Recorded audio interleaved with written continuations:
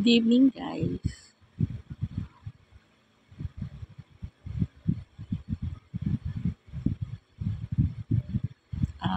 Yung company Vice President Sara Duterte, nagpaplano ng bali. Ang gusto nilang mangyari ay pababain si BBM bilang presidente at para ang ipapalit na presidente ay si VP Sara. Kayo ba, sang-ayon kayo sa gustong mangyari ni Sara Duterte na magrarally? Parang ganun-ganun lang, ano? Magpi-people power para bumaba sa pwesto si BBM, si Bongbong Marcos, at ang papalit na presidente ay si Sara Duterte. Gusto niyo bang mangyari yung ganong sitwasyon sa Pilipinas?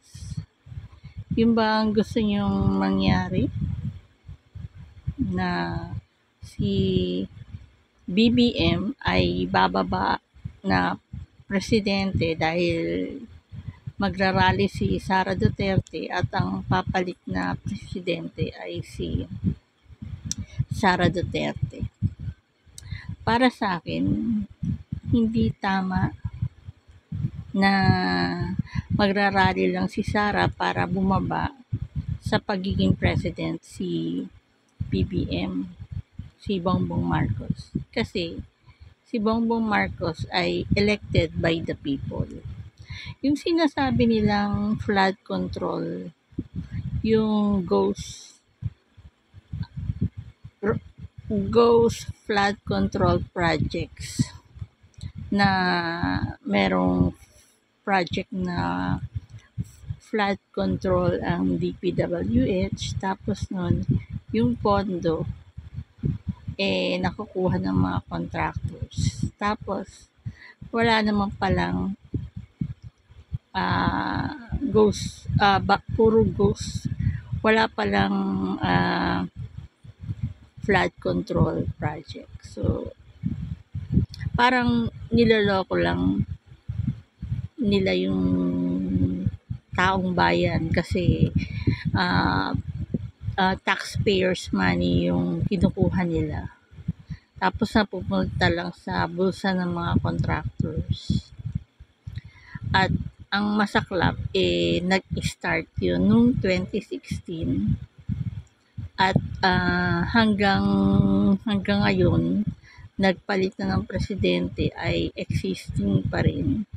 So nung nalaman ni BBM yung natuklasan niya yung mga illegal activities and wrongdoings na tungkol sa ghost flood control projects, ay ibinunyag niya. Grabe, no? Nung ngayon, nung nabulgar na nag-umpisa pala yung ghost flood control projects ay panahon pa ni Duterte noong 2016.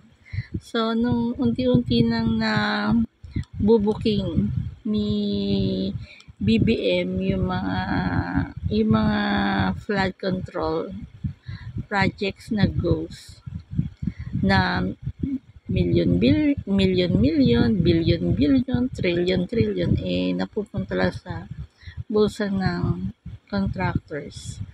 Eto, nagmamadali na si Sara Duterte na mag-rally. Inutusan niya yung mga taong bayan na mag-rally para makaupo na siyang presidente.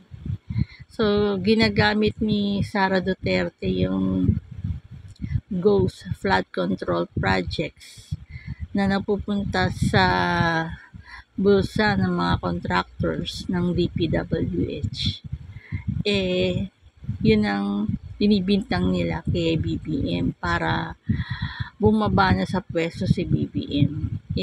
Ang totoo, nangyayari na pala yun. Noong 2016, nung si Rodrigo Duterte si Digong pa ang president, yan pala nag-uumpisa yung kurakot nila, yung mga corruption nila. Kaya pala, magtataka ka, walang nasaan na napupunta yung taxpayers money, napupunta pala yung million, billion sa bulsa ng mga trillion napupunta sa bulsa ng mga contractors.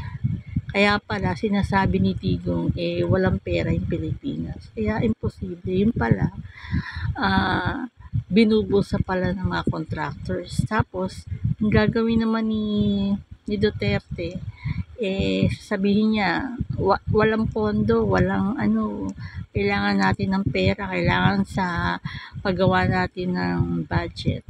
Ngayon, umuutang sila ng 7 trillion pesos sa World Bank. So, antindi no, para hindi mabuking yung mga hidden agenda ni Digong. Minamadali na ni Sara na umupo siya kasi baka mahalukay pa ni BBM yung mga iba-iba pang mga illegal activities and wrongdoings ng tatay niya. So, kaya minamadali niya yung mga taong bayan. Yung ginawang kasalanan ng tatay niya, yung mga corruption, ibinibintang niya kay BBM para ma-pressure si BBM bumaba na sa pwesto bilang presidente. Where in fact, nangyari yung corruption na yun panahon pa ng tatay niya. Grabe no, yung panahon ni Duterte, pag napagbintangan kang drug addict, paparilin ka na kagad, papatayin ka, kahit na ang war on drugs dapat save the user, jail the pusher, and the drug lords. Hindi, yung drug lords ginagawa niya economic advisors. Tapos yung mga user, pinapatay niya. Lalo na kung yung customer ng kalaban, yung bumibili ng droga. Tapos nun, hindi lang pala yun ang kasalanan ni Duterte, yung pumapatay. Pati pala yung pondo ng taxpayers money, ibinubulsa ng mga contractors ng DPWH. Tapos, sasabihin meron silang proyekto, pero ghost pala. Wala parang proyekto, kinukuha lang yung pera ng taxpayers. Tapos sasabihin ni Duterte, walang pera, kailangan ng budget, kaya mangungutang sa World Bank ng trillion. Grabe yung nangyayari, no? Kaya magtataka ka, walang check and balance. Wala man lang kumukontrang senador, congressman, yung lower and upper house, hindi kumukontra, yung judicial, yung pala hawak lahat ni Duterte. Lahat tinatakot niya, tapos yung mga pulis, sundalo, tinataasan niya yung mga sweldo para hindi kumontra sa lahat ng gusto niya. Grabe. Mabuti na lang nasa ICC na siya. At least yung mga kasalanan niya nililitis na ngayon sa ICC. Yun lang po. Good night. Sweet dreams. Sleep tight.